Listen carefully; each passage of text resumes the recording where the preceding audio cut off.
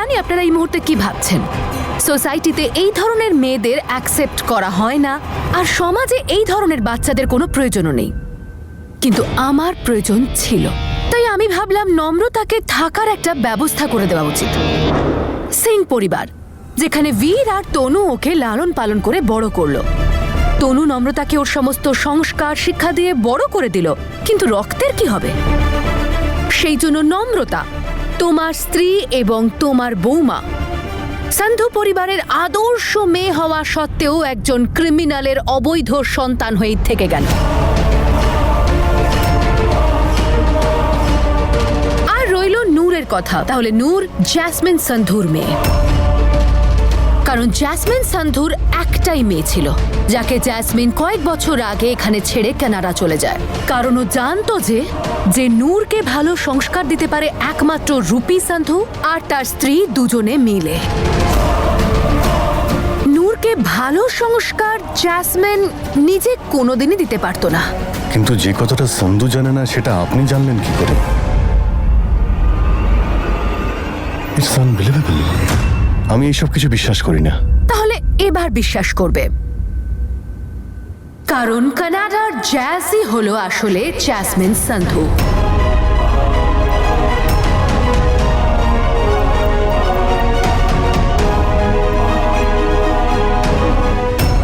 কি হলো? ও I C, shocked হয়ে গেছেন বুঝি? হ্যাঁ হ্যাঁ, আমি হলাম জ্যাসমিন সান্ধু, আর তোমাদের জন্য কানাডার জ্যাস।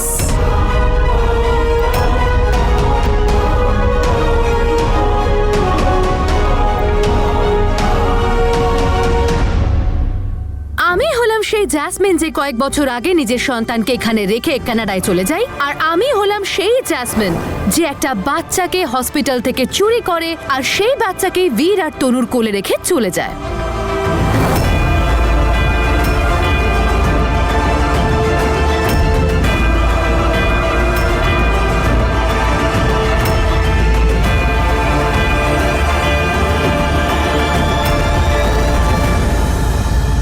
আমার তো মনে হয় আমি নম্রতার ওপর এক প্রকারের দয়াই করেছি। আমি ওকে সিং পরিবারে বড় হওয়ার সুযোগ করে দিলাম। সেই জন্যই তো মেয়েটার মাথার ওপর থেকে ক্রিমিনালের মেয়ে হওয়ার ট্যাগটা, ক্রিমিনালের অবৈধ মেয়ে হওয়ার ট্যাগটা সরল।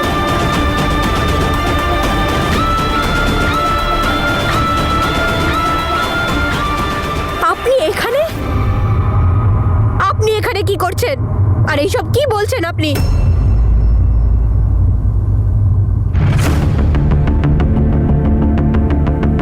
নম্রতা, তুমি চিনো এনাকে?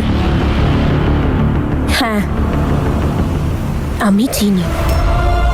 হ্যালো নম্রতা, হোয়াটস আপ গার্ল? কেমন আছো তুমি? কি চলছে আজকাল? আঙ্কেল, অদিত, আপনারা ওনার কথা একদম বিশ্বাস করবেন না। উনি সব মিথ্যে কথা বলছেন। সত্যিটা কি সেটা আমি বলছি। এই মহিলা, এই যে মহিলা যে এখানে দাঁড়িয়ে আছে না, ইনি আমার আর নূরের বায়োলজিক্যাল মাদার, আমাদের সো কল্ড মা। আমার জন্মের পরেই তো আমাকে ছেড়ে গেছিলেন, আর 6 বছর বয়সে নূরকে। তারপরে উনি একবারও পেছনে ফিরে আমাদের দিকে তাকানোনি। না আমাদেরকে নিয়ে কোনোদিন ভেবেছেন, না এখন ভাবেন। মনে হয় আমাদের সবাইকে ছেড়ে চলে যাওয়ার পর না আপনি ঝামেলা মুক্ত ছিলেন। ওই জন্যই তো এত সুন্দর করে সেজে গুজে এসছেন আপনি। আপনার সম্বন্ধে কত কিছু শুনেছি। না নিজে শান্তিতে বাঁচেন, না অন্য কাউকে শান্তিতে বাঁচতে দেন। এইটাই তো আপনার স্বভাব, না? কেন আপনি আমাকে ছেড়ে চলে গেছিলেন? আর তারপরে নূরকে। তাহলে আপনি কেন ফিরে এলেন? আমাদের জীবনের সুখ কেড়ে নেওয়ার জন্যে? আপনার স্বভাব কি এতটাই খারাপ যে আপনি অন্য কারোর সুখ একদমই সহ্য করতে পারেন না? আর এখন আপনি আপনার নিজের মেয়েদের সুখ কাটতে এসেছেন। আর আপনি যে আমাকে আপনার মেয়ে ভাবেন না, তাতে আমি খুব খুশি। কিন্তু দয়া করে আমার নামে বদনাম রটাবেন না। হ্যাঁ, এইবারে আমি বুঝেছি। আপনি আমাকে ক্রিমিনালের মেয়ে বলে নিজের গিল্ট ক্লিয়ার করতে চাইছেন না? যে মেয়েটাকে আমি ছেড়ে গিয়েছিলাম সে তো আমার মেয়ে ছিলই না, তাই না? তো আপনার নিজের মেয়ে ছিল না, ওকেও তো আপনি ছেড়ে চলে গিয়েছিলেন। কিন্তু আপনি না এইসব জিনিস নিয়ে একদম চিন্তা করবেন না, কারণ আপনাকে না কেউ মনেও করে না। কেউ একবারও বলে না যে কেন জ্যাসমিন তার 2 মেয়েকে ছেড়ে চলে গেল। আর যখন আপনাকে সবাই একটা খারাপ স্বপ্নের মতো ভুলে গেছে, তখন আপনার ফেরত আসার কারণটা কি? কেন আপনি আমার অস্তিত্ব নিয়ে, আমার মা বাবাকে নিয়ে এত বড় একটা বদনাম রটাচ্ছেন? আমি আপনার কি ক্ষতি করেছি যে আপনি আমার ক্ষতি করতে এসেছেন? যদি তোমার মা বাবা এতই সত্যবাদী হয় তাহলে যাও গিয়ে জিজ্ঞেস করো তোমার বাবা মাকে, তুই তোমার থেকে এত বড় কথাটা লুকিয়ে গেল কেন? কেন বলছি না তোমাকে যে তোমার আসল মা বাবা কে? তোমরা কি আমার রিয়েল মা বাবা নও? তোমার মায়ের নাম জ্যাসমিন, নূরের মা, ওই তোমারও মা। আগেও আপনি এইভাবে আমার জীবনে আমার অস্তিত্বকে চ্যালেঞ্জ করেছিলেন, তখন আমি 6 বছরের ছিলাম। কিন্তু তখন না আমার কাছে ওপরওয়ালার আশীর্বাদ রূপে তখন আমার কাছে আমার মাম্মা বাবা ছিল। তখন ওনারা আপনার এই বিষিয়ে দেওয়া অপবাদ মুছে দিয়েছিল। ওনারা আমার ওপর বিশ্বাস করেছিল। ওনারা আমাকে এতটাই ভালোবেসেছিল যে আমি আজও মনে জোর নিয়ে চলতে পারি। আর আমার মনের জোর এতটাই যে আমি নিজেকে আর আমার পরিবারকে আপনার ছলনা থেকে বাঁচানোর সাহস রাখি। আরে নম্রতা, খারাপ লাগছে তোর? রাগ হচ্ছে বুঝি? রাগ তো হওয়ারই কথা। আচ্ছা দেখ, তুই আমার কথাটা বোঝ। আমি কি করে যে বোঝাই তোকে। দেখ, একবারে তো এই পকোড়াটাকেও আমরা গিলতে পারি না নম্রতা। আর এটা তো আমি তোকে তোর গোটা জীবনের সত্যিটা বলে দিলাম। অন্যদের আর তোরও অ্যাকসেপ্ট করতে একটু সময় তো লাগবেই, বাট ইটস ওকে। সময়ের সঙ্গে সঙ্গে তুইও অ্যাকসেপ্ট করে নিবি। তুই এত টেনশন করবি না নম্রতা। আয় তুই চল, একটু রেস্ট কর, জল টল খা, বিশ্রাম কর, তারপর কথা বলা যাবে।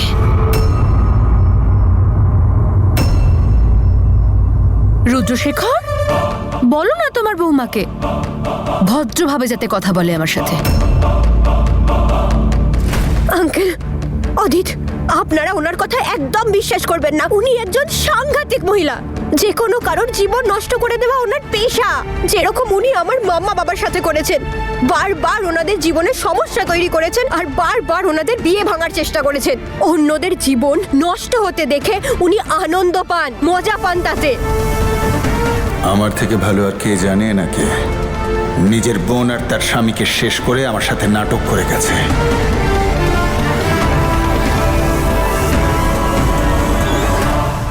গেট আউট, বেরোন, বেরোন এখান থেকে।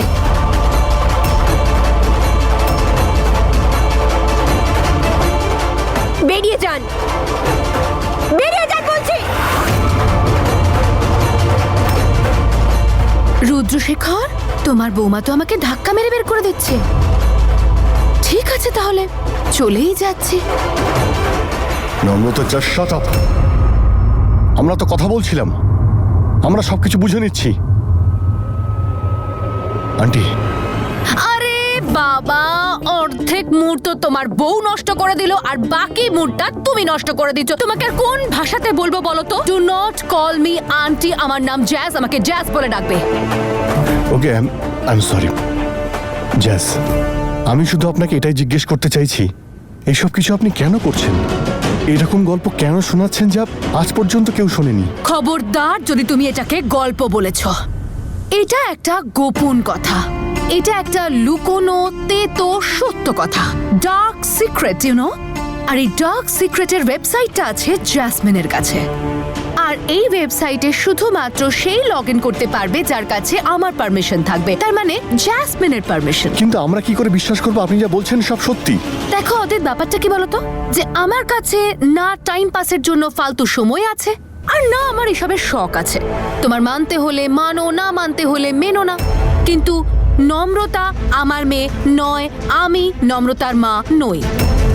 হ্যাঁ, নূরের ব্যাপারে আমি বলতে পারি, নূর আমার মেয়ে হয়, আমি নূরের মা হই। কি প্রমাণ আছে আপনার কাছে? এই কথাটার কি প্রমাণ আছে বলুন? প্রমাণ? আমি কোথা থেকে আনবো প্রমাণ? চলো একটা ডিএনএ টেস্ট করিয়ে প্রমাণ করে দিচ্ছি, তাহলেই তুমি সব বুঝতে পেরে যাবে যে কে কার মা আর কে কার বাবা। ঠিক আছে, চলুন তাহলে আজই চলুন, আর ডিএনএ টেস্টটাও করা যাক, তাহলেই জেনে যাওয়া যাবে যে আমি আপনার মেয়ে কিনা। চলুন, এক্ষুনি চলুন। হায়, প্রথমবার মনে হচ্ছে যে যাক, কোনো একটা কথা তো তোমার আমার সাথে মিলল। এই সব জিনিসের জন্য তো আমার কাছে সময় সময়। চলো চলো পড়ে নি টেস্টটা। একটা কথা শুনে রাখ, আমি জানি যখন তুই জন্মেছিলিস তখন তোর কাছে কোনো চয়েস ছিল না। তখন হয়তো তুই কোনো গরিবদের হাসপাতালে জন্মেছিলিস, বাট এখন যখন তোর কাছে তোর সত্যিটা টেস্ট করার সময় এসে গেছে না, তখন তুই আমাকে তোর পছন্দের হাসপাতালে নিয়ে যেতে পারিস। তাহলে বল, কোথায় যাবি? সরকারি হাসপাতালে নাকি এই শহরের কোনো ফেমাস প্রাইভেট হসপিটালে যাবি? ও, ভুলে গেছিলাম যে এখন তো তোর বিয়ে হয়ে গেছে না, তাহলে আগে তোর হাজবেন্ডের থেকে পারমিশন নিতে হবে। অদিত, আই হোপ তোমার কোনো প্রবলেম নেই। না হলে কে জানে পরে তুমি আমার কাছে এসে বলবে যে কাল খবরের কাগজে আমাদের দুজনের বিয়ের ছবি ছাপানো হয়েছিল আর আজ আমার স্ত্রীর ডিএনএ টেস্টের রিপোর্ট ছাপা হয়েছে। একে এখন কিছু বলাটা ঠিক হবে না। দেখা গেল এই হয়তো আমাদের সম্মানের ডিএনএ টেস্ট করিয়ে দেবে। অদিত, ওনার কথায় একদম পাত্তা দিও না কিন্তু। দেখো, তুমি এসব বন্ধ করো। তুমি এরকম কিছুই করবে না। চুপ করো তোমরা দুজন। ম্যাডাম দেখুন, আমরা যদি ডিএনএ টেস্ট করাই না তাহলে সমাজে আমরা আর মুখ দেখাতে পারবো না।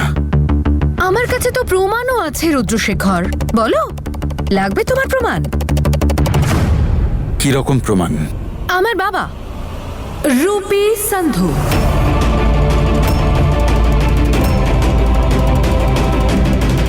দাদু? হ্যাঁ নম্রতা, তোর দাদু। আরে তোমার দাদু তো তার মনে অনেক গোপন কথা লুকিয়ে রেখেছে, আর তার মধ্যে একটা গোপন কথা এটা। এক মিনিট, তার মানে রূপঙ্কর বাবু সব জানতেন, আর তা সত্ত্বেও উনি আমাদের কিচ্ছু জানাননি। উনি আমাদের ঠকিয়েছেন, তাহলে মিথ্যে বলেছেন। না আঙ্কেল, এইরকম হতেই পারে না। আমার দাদু এরকম করতেই পারে না। এই কথাটা সত্যি হতেই পারে না। আর যদি এই কথাটা সত্যি হতো তাহলে আর কাউকে না বললেও আমার দাদু এই কথাটা আমায় নিশ্চয়ই বলতো। You please shut up. আমি একদম ঠিক বলেছিলাম, তোমার পরিবার হলো মিথ্যেবাদী। তোমরা এত বড় বড় সব কাণ্ড করেছো, আশ্চর্য। আরে অদিত, নিজের নতুন বউয়ের সাথে কেউ এভাবে কথা বলে নাকি? সরে যাও, ওর সামনে থেকে সরে যাও তুমি। নম্রতা, তুই আর টাইম ওয়েস্ট করিস না সোনা। আরে তাড়াতাড়ি তোর দাদুকে ফোনটা করে এখানে ডেকে আন। তা না হলে কিন্তু সবার রাগ, সমস্ত সাসপেন্স সবকিছু তোর উপর এসে পড়বে। ওনাকে ডাক আর জিজ্ঞেস কর ওনাকে, তারপর বলবেন উনি যে কোনটা সত্যি আর কোনটা মিথ্যে।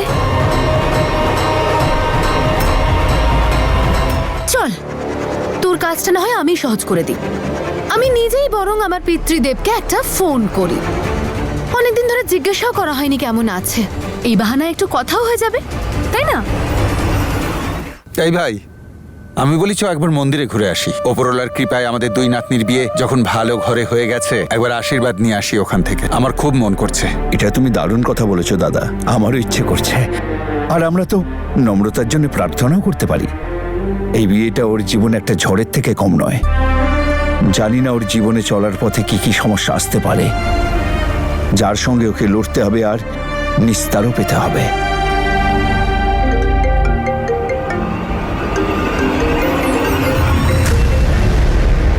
International number.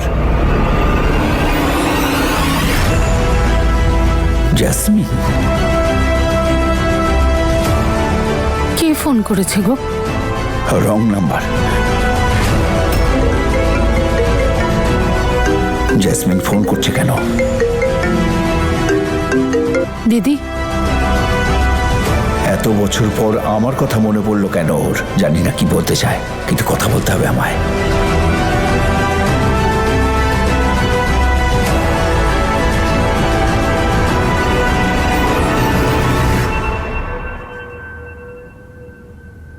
আরে হ্যালো বাবা, প্রণাম নিও আমার।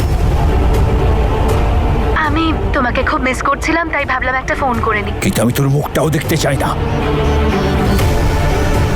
ফোন কেন করেছিস? এত বছর পর চাইছিস কি তুই? তোমার মনে হয় আমি চাইলেই কিছু পেয়ে যাব? সত্যি যদি এরকমটা হতো বাবা, কিন্তু আফসোস আমার চাওয়ায় এখানে কিচ্ছু হয় না। আমি জানতে চাই তুই ফোন কেন করেছিস, বল। করতে তো চাইনি, কিন্তু করতে হলো। আসলে কিছু ইনফরমেশন দরকার ছিল তোমার থেকে নম্রতার ব্যাপারে।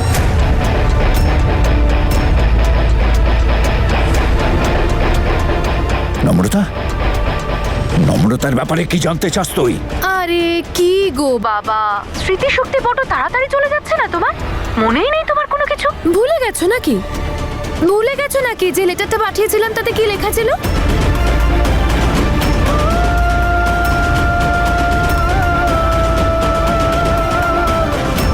নম্রতা আমার রক্ত নয়, ও আমার মেয়ে নয়, আমি ওকে জন্ম দিইনি।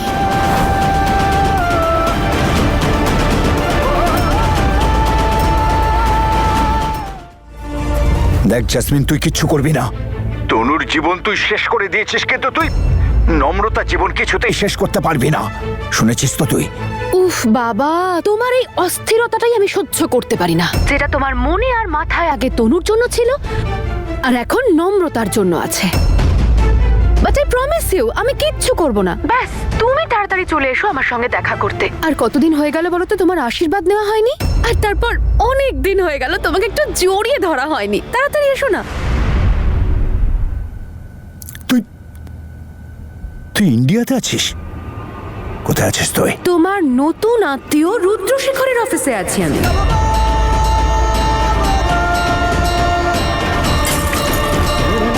দেখ জাসমিন, জাসমিন, বেআই মশাইয়ের অফিসে কি করছে ও? আর ওখানে দাঁড়িয়ে আমাকেও ওই চিঠির ব্যাপারে কেন জানতে চাইছে? এক্ষুনি আসবে তোমার দাদু তোমার জীবনের সিদ্ধান্ত নিতে।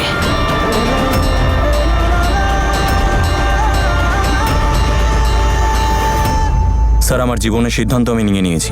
এই মিশনটা খুব ইম্পর্ট্যান্ট। আমার প্রাণের পরোয়া আমি করি না। আপনি শুধু অর্ডার দিন। ওরা কিছু মানুষকে বন্দি করে রেখেছে, শুধু ওদের কি বাঁচাতে চাই। একবার ভালো করে ভেবে নাও ঈশান, খুবই ডেঞ্জারাস ওই জায়গাটা। ওর কাছে অটোমেটিক ওয়েপন্স রয়েছে, আর আমাদের কাছে একটা গুলি চালানোরও পারমিশন নেই, কারণ এর ফলে কোনো নির্দোষের প্রাণ যেতে পারে। তুমি চাইলে তোমার সিদ্ধান্ত এখনো বদলাতে পারো। আমি সিদ্ধান্ত নেওয়ার আগে ভাবি স্যার, সিদ্ধান্ত নেওয়ার পরে নয়। আর সিদ্ধান্ত নিয়ে ফেলেছি স্যার, সামনে এগিয়ে যাওয়ার। আপনি শুধু অর্ডার দিন। প্রাণ চলে গেলেও মানুষ শহীদ বলবে স্যার, কিন্তু ওদের আমি ছাড়বো না। আমি কথা দিলাম আপনাকে। Okay, move on. Thank you sir.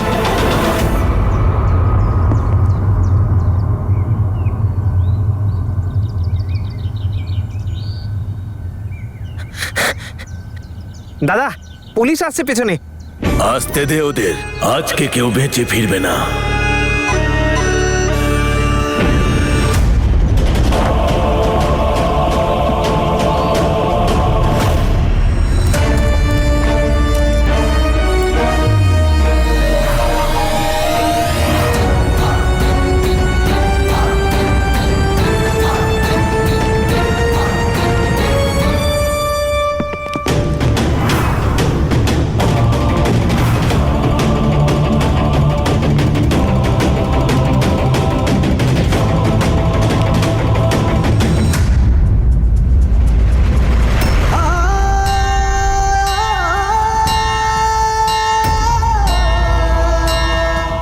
এত বড় মিথ্যে বলেছেন আপনি আমাদের। উত্তর দিন, চুপ করে আছেন কেন? নম্রতার আসল বাবা মা কারা? ও সত্যি সত্যি একজন ক্রিমিনালের মেয়ে? বলুন।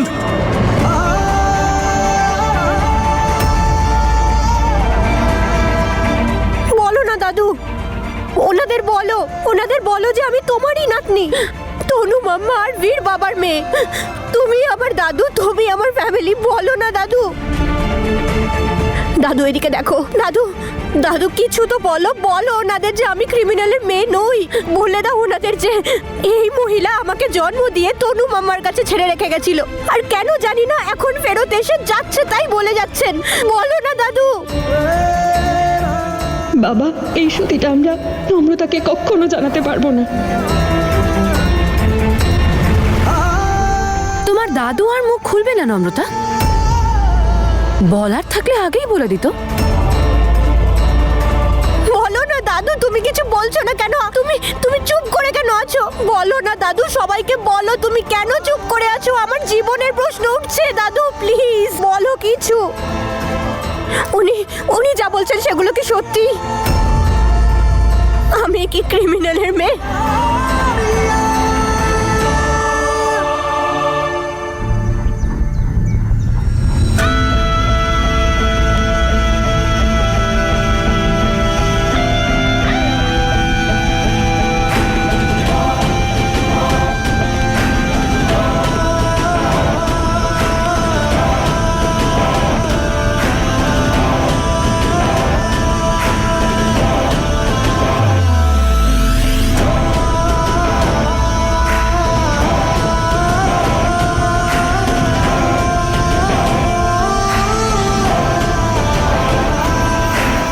তুই আর কোথাও পালাতে পারবি না। নিজেকে আইনের হাতে তুলে দে। তুই আমার হাত থেকে বাঁচলে তবেই তো আমাকে এখান থেকে নিয়ে যেতে পারবি। একজন পুলিশ অফিসারকে গুলি করবি?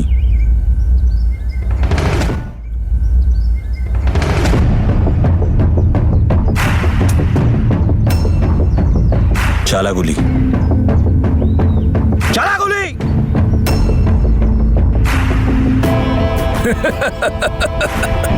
এই বড় বড় কথাগুলো ততক্ষণই বলতে পারবি যতক্ষণ না এই গুলি তোর বুক ভেদ করে চলে যায়। তোর কাল আমি। চ্যালেঞ্জ করিস না আমাকে, গুলি চালিয়ে দেব আমি, এক্ষুনি শেষ করে দেব। করলাম চ্যালেঞ্জ।